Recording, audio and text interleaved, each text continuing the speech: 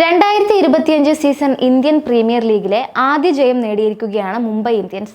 തിങ്കളാഴ്ച നടന്ന മത്സരത്തിൽ കൊൽക്കത്ത നൈറ്റ് റൈഡേഴ്സിനെ 8 വിക്കറ്റിനാണ് മുംബൈ തകർത്തത്.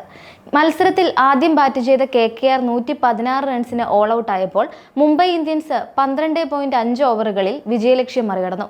ആദ്യ ജയത്തോടെ 2 പോയിന്റായ മുംബൈ പോയിന്റ് പട്ടികയിൽ 6ാം സ്ഥാനത്തേക്ക് കയറുകയും ചെയ്തു. സീസണിലെ ആദ്യ ജയം നേടിയതിന്റെ ആവേശത്തിനിടെയും മുംബൈ ഇന്ത്യൻസിനെ ആശങ്കപ്പെടുത്തുന്നത് സൂപ്പർ താരം രോഹിത് ശർമ്മയുടെ മോശം ഫോമാണ്. ആദ്യ 2 കളികളിലും നിരാശപ്പെടുത്തിയിരുന്ന രോഹിത് KKRനെതിരെയും ഫ്ലോപ്പായി. 12 പന്തുകളിൽ നിന്ന് 13 റൺസ് മാത്രമെടുത്താണ് താരം പുറത്തായത്.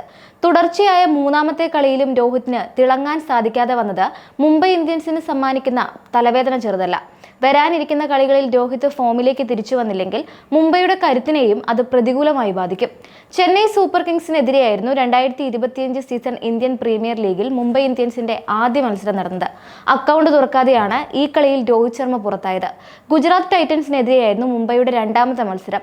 ഈ കളിയിൽ രോഹിത് വീണത് 8 റൺസിനാണ്. കൊൽക്കത്ത നൈറ്റ് റൈഡേഴ്സിനെതിരെ ഇപ്പോൾ 13 റൺസ് എടുത്താണ് രോഹിത് പുറത്തായിരിക്കുന്നത്.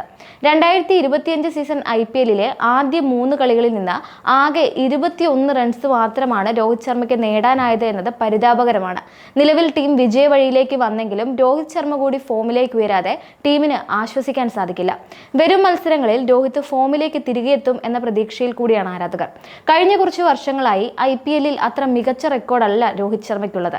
അവസാന 6 സീസണുകളിൽ നിന്ന് 24.8 ബാറ്റിംഗ് ശരാശരിയിൽ 1738 റൺസ് മാത്രമാണ് രോഹിത്തിന് നേടാൻ സാധിച്ചിട്ടുള്ളത്.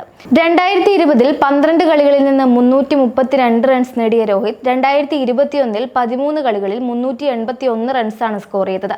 2022ൽ 14 മത്സരങ്ങളിൽ നിന്ന് ആകെ 268 റൺസ് മാത്രമാണ് രോഹിത് നേടിയത്.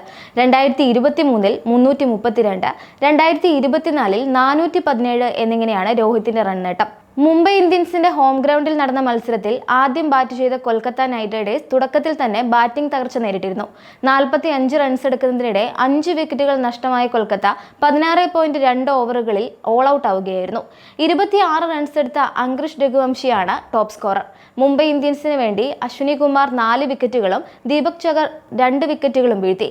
117 റൺസ് വിജയലക്ഷ്യം പിന്തുടർന്ന മുംബൈ ഇന്ത്യൻസ് വളരെ വേഗം വിജയത്തിലേക്ക് എത്തുകയായിരുന്നു.